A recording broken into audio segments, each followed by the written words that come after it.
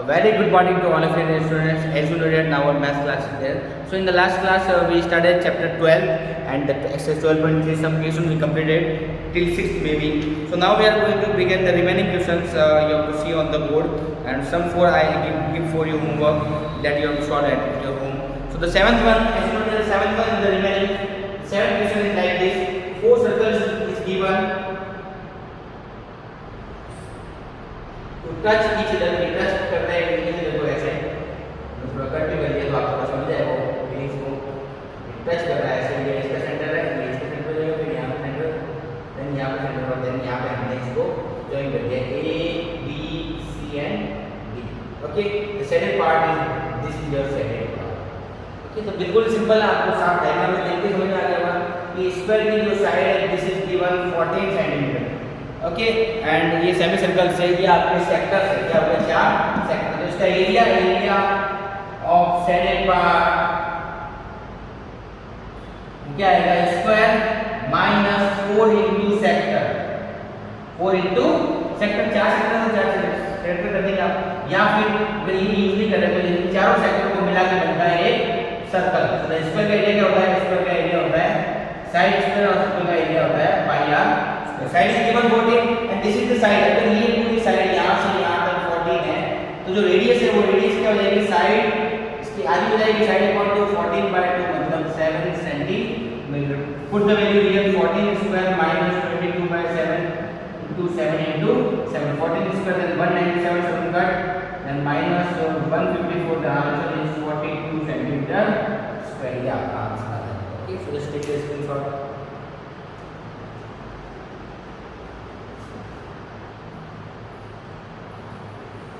Okay, so the next question number 8 is there। 8 को line is the track is given, ये आपको race track दिया हुआ है और इसके अंदर जो अंदर वाली लेंथ है वो यहाँ से कितनी है, 106 मीटर है, और जो विड्थ है अंदर वाली कितनी है, 60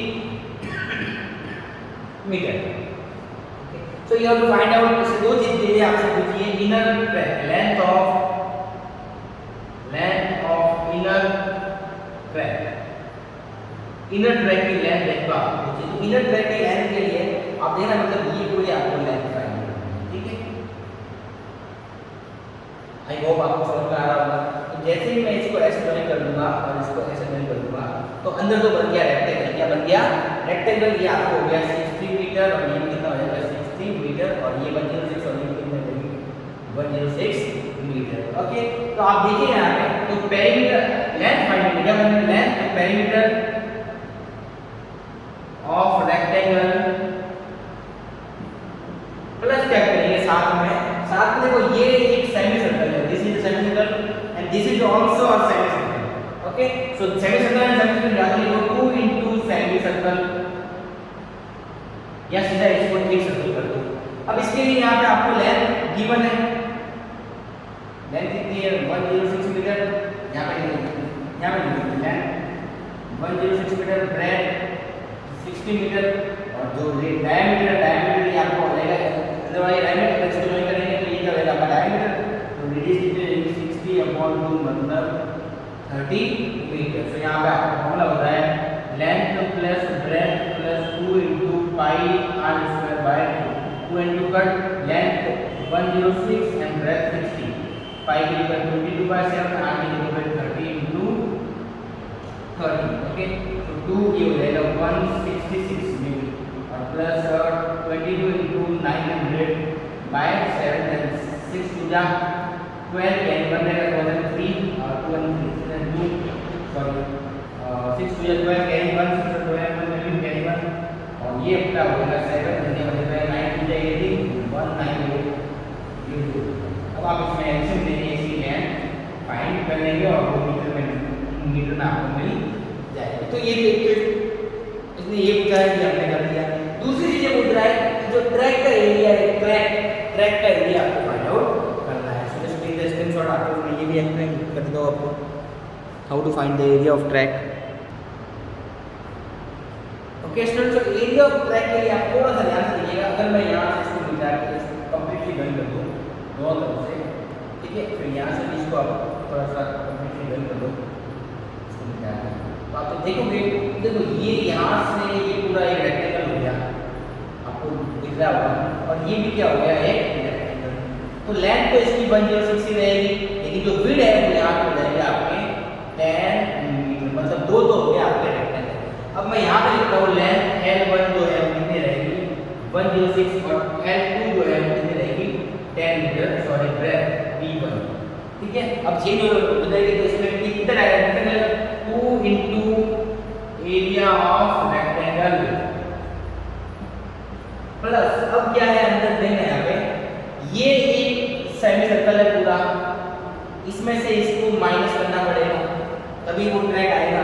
तो क्या होगा, एरिया ऑफ, डबल तो बाद में देखेंगे, डबल क्यों किया, ये क्या है सेमी सर्कल का एरिया क्या होता है pi r square by 2 minus pi r square by 2।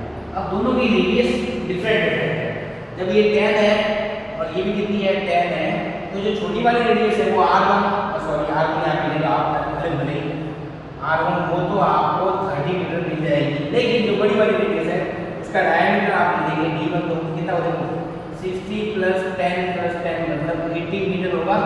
तो जो बड़ी वाली रेडियस है वो कितनी मिलेगी आपको 80 बाय 2 मतलब 40 मीटर, या फिर डायरेक्ट से आप इसमें 30 और 10 प्लस कर देंगे तो जाएगी 40।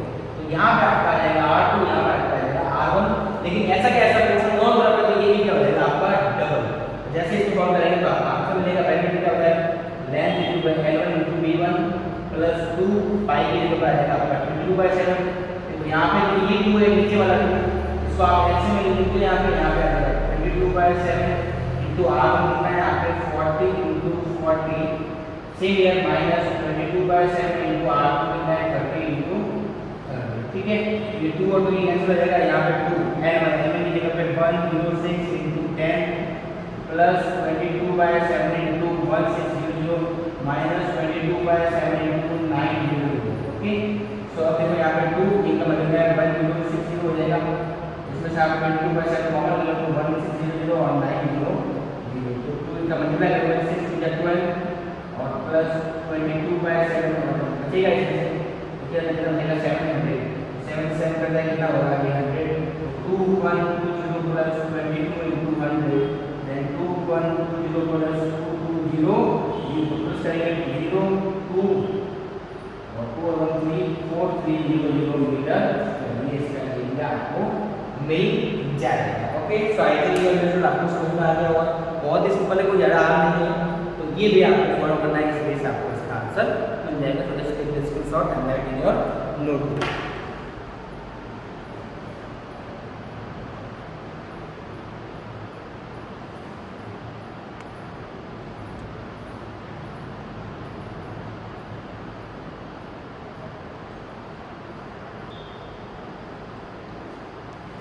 Questions, so 1 or 2 question I will solve more, and the remaining 4 or 5 question is your homework, you have to do at your home, okay. So the 9 is like this, the circle is given, AB and CD are diameters, okay, and OD is also diameter, इसका diameter है OA is equal to 7 cm, अगर ये 7 cm है तो ये भी कितनी हो जाएगी 7 cm, ये भी 7 cm, ये भी कितना हो जाएगा। तो आपको जो OD मिला है, अब देखो यहाँ पर शेडेड पोर्शन क्या है, एक तो है सर्कल और दो है सेगमेंट, तो आपका एरिया क्या होगा, एरिया ऑफ शेडेड पार्ट, अब कोई माइनस नहीं करना है, इसका क्या है एक तो सर्कल है और प्लस दो सेगमेंट है, दो क्या है आपके सेगमेंट है। सर्कल का एरिया क्या होता है पाई आर स्क्वायर, r1 लेना है इसका याद रहेगा आपको, 2 सेगमेंट का एरिया होगा थीटा cos 360 into पाई r1 square minus 1/2 into base into height। मैं यहाँ पे 1/2 base into height अप्लाई कर रहा हूँ, because given that AB perpendicular CD, ये एंगल कितना हो गए 90 हो गए।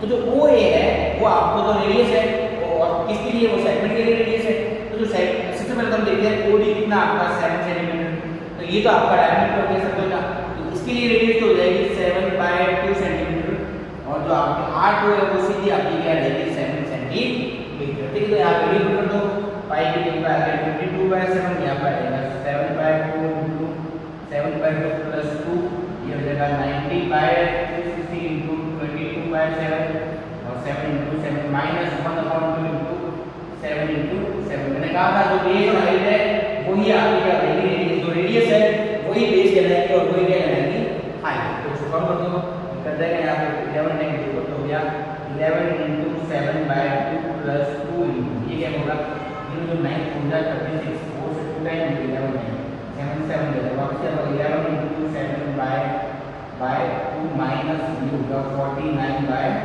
तो फाइनल हो गया 77/2 into सॉरी प्लस 2 ये भी हो गया 77 minus 49/2 okay. So 2 and 2 cancel 77/2 plus 77 minus 49 and 17 minus 9 तो आंसर 8 कैरी 1 रहेगा 6 minus 4 then 2 20/1 आंसर इसमें लेंगे 77 plus 56 ठीक है। तो 6 से 30 का कैरी 1 रहेगा 6 से 31 और 6 and 7 तो 30 का कैरी 1 रहेगा ठीक है। तो ये 6 and 6 12 and 31 23/2 सेंटीमीटर स्क्वायर। आपको समझ में आ गया होगा, so let's take this screenshot and write in your notebook. One more last question I will solve, एक और लास्ट वाला मैं सॉल्व करूंगा, बाकी सारे आपको जितने बचे वो सब आपको होमवर्क में सॉल्व आउट करने हैं। ओके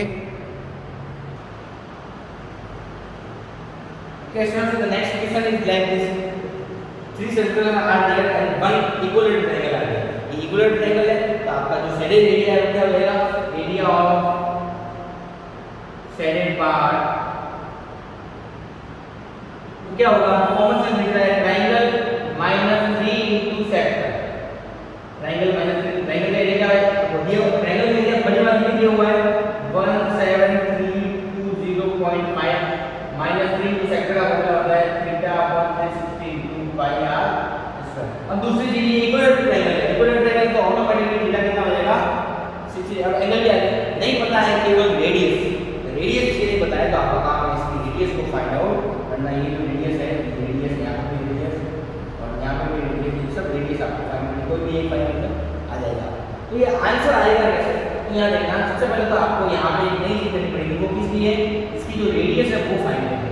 वो हम क्या करेंगे, आपको एरिया ऑफ ट्रायंगल दिया हुआ कितना, ट्रायंगल एबीसी का एरिया कितना दिया हुआ है 17320.5 और इक्विलेटरल ट्रायंगल का एरिया होता है √3/4 और साइड स्क्वायर 17320.5। √3 की वैल्यू कितनी है, वो दी हुई है 1.7 यहाँ पे लिखोगे तो दूसरा वैल्यू यहाँ पे क्या बनेगा, साइड स्क्वायर हो जाएगा 17320.5 into 4/√3। तो side square 17320.5 into 4/√3 instead of 1.7320 और 5। तो साइड स्क्वायर कुछ देखो यहाँ पे सेम टू सेम है, लेकिन ऊपर पॉइंट और जब ऊपर वाले पॉइंट को हटाएंगे, आपको पता है ये बात नॉर्मल चीज है, उस पॉइंट को हटाएंगे ऊपर 1 2 3 4 5 1 2 3 4 एंड 5 पर नीचे लिख देगा 10 अपनी जरूरत है अपने कट एक जीरो से एक जीरो भी गया, आपको बचा 4 into 0 0 0 मतलब 40,000 का जब आप रूट लेंगे तो 4 का मतलब हो जाए 2 और 200 सेंटीमीटर। ये आपके आगे साइड, जैसे आपको साइड मिल गई पूरी कितने मिली 200 सेंटीमीटर। तो जो रेडियस है आपको डायरेक्ट मिल जाएगी, रेडियस क्या मिलेगी साइड अपॉन 2 मतलब 200/200 सेंटीमीटर। अब आप ये वैल्यू यहाँ प्लेस करते हैं और आपका आंसर आएगा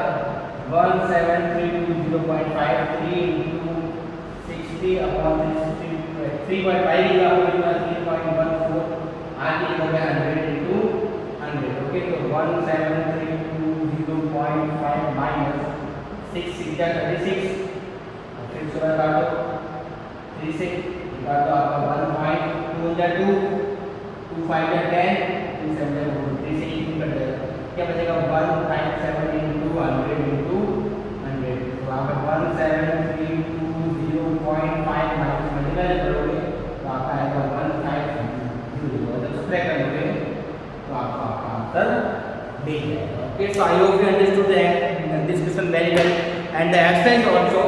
So now 10 question I solved on the board, the remaining 5 questions, sorry 6 question is your homework. So you have to solve in your homework and then if you are having any doubt then you can ask. But now the exercise 12.3 is almost completed, 5 questions for the homework also, so you just solve in the homework, then if you are having doubt then you can ask. But in the next class I will not solve any question from this exercise. If you have doubts then only I will solve the next class we will start the next chapter, chapter 8, trigonometry. Okay, so now the class is over. So if you are having any doubt, then you can ask. Thank you.